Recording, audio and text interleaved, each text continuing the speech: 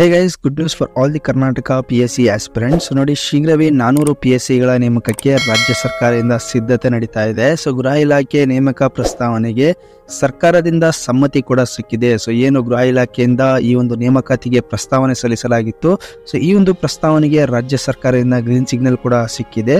ಹಾಗೆ ಈ ಬಗ್ಗೆ ಶೀಘ್ರವೇ ರಾಜ್ಯ ಸರ್ಕಾರದಿಂದ ಅಧಿಸೂಚನೆ ಕೂಡ ಹೊರಡಿಸಲಿದೆ ಎಂದು ರಾಜ್ಯ ಸರ್ಕಾರದ ಹೆಚ್ಚುವರಿ ಮುಖ್ಯ ಕಾರ್ಯದರ್ಶಿ ಹಾಗೂ ಗೃಹ ಇಲಾಖೆಯ ಪ್ರಧಾನ ಕಾರ್ಯದರ್ಶಿಯಾದಂತಹ SR ಉಮಾಶಂಕರ್ ಸರ್ ಅವರು ಸ್ಪಷ್ಟ ಮಾಹಿತಿಯನ್ನು ತಿಳಿಸಿದ್ದಾರೆ.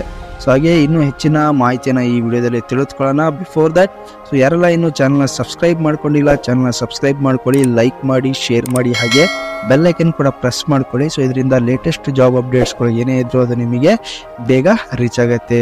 ವಿಡಿಯೋನ ಸ್ಕಿಪ್ ಮಾಡದೆ ಕಂಪ್ಲೀಟ್ ಆಗಿ ವಾಚ್ ಮಾಡಿ. ನೋಡಿ ಫ್ರೆಂಡ್ಸ್, ಶೀಘ್ರವೇ 400 PSIಗಳ ನೇಮಕಕ್ಕೆ ರಾಜ್ಯ ಸರ್ಕಾರ ಸಿದ್ಧತೆ. ಇದೊಂದು ಸಿಹಿ ಸುದ್ದಿಯಾಗಿರುತ್ತೆ ಎಲ್ಲ ಕರ್ನಾಟಕ ರಾಜ್ಯದ PSI ಆಸ್ಪಿರೆಂಟ್ಸ್ಗಳಿಗೆ. ಗೃಹ ಇಲಾಖೆ ನೇಮಕ ಪ್ರಸ್ತಾವನೆಗೆ ರಾಜ್ಯ ಸರ್ಕಾರ ಸಮ್ಮತಿ. ರಾಜ್ಯ ಸರ್ಕಾರದಿಂದ ಈ ಒಂದು ನೇಮಕಾತಿಗೆ ಗ್ರೀನ್ ಸಿಗ್ನಲ್ ಕೂಡ ಸಿಕ್ಕಿದೆ. ನೋಡಿ, ಉದ್ಯೋಗಾಕಾಂಕ್ಷಿಗಳಿಗೆ ಸಿಹಿ ಸುದ್ದಿ ನೀಡುವ ರಾಜ್ಯ ಸರ್ಕಾರವು ಪೊಲೀಸ್ ಇಲಾಖೆಗೆ ಹೊಸದಾಗಿ 400ಕ್ಕೂ ಹೆಚ್ಚಿನ ಸಬ್ ಇನ್ಸ್ಪೆಕ್ಟರ್ಗಳ ನೇಮಕಾತಿಗೆ ಮುಂದಾಗಿದೆ.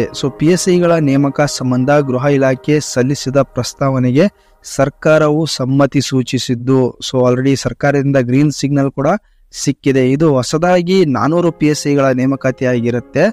ಈ ಬಗ್ಗೆ ಶೀಘ್ರವೇ ರಾಜ್ಯ ಸರ್ಕಾರ ಅಧಿಸೂಚನೆ ಕೂಡ ಹೊರಡಿಸಲಿದೆ ಎಂದು ರಾಜ್ಯ ಸರ್ಕಾರದ ಹೆಚ್ಚುವರಿ ಮುಖ್ಯ ಕಾರ್ಯದರ್ಶಿ ಹಾಗೂ ಗೃಹ ಇಲಾಖೆ ಪ್ರಧಾನ ಕಾರ್ಯದರ್ಶಿ SR ಉಮಾಶಂಕರ್ ಸರ್ ಅವರು ಒಂದು ಸ್ಪಷ್ಟ ಮಾಹಿತಿಯನ್ನ ತಿಳಿಸಿದ್ದಾರೆ. ಹಾಗೆಯೇ ನೋಡಿ, ರಾಜ್ಯದಲ್ಲಿ ಕಾಂಗ್ರೆಸ್ ಸರ್ಕಾರ ಅಧಿಕಾರಕ್ಕೇರಿದ ನಂತರ ಮೊದಲ ಬಾರಿಗೆ PSC ನೇಮಕಾತಿ ಅಸ್ತು ಎಂದಿದೆ. ಇದು PSC ನೇಮಕಾತಿ ಗೊಂದಲ ಪರಿಹಾರ ನೇಮಕಾತಿ ಅಕ್ರಮ ಕೇಳಿ ಬಂದಿದ್ದು 545 PSCಗಳ ಹುದ್ದೆಗಳ ನೇಮಕಾತಿ ಪ್ರಕ್ರಿಯೆ ಈಗ ಅಂತಿಮ ಹಂತಕ್ಕೆ ಬಂದಿದೆ. ಏನು 545 PSCಗಳ ನೇಮಕಾತಿಯ ಒಂದು ಹಗರಣ ನಡೆಯಿತು.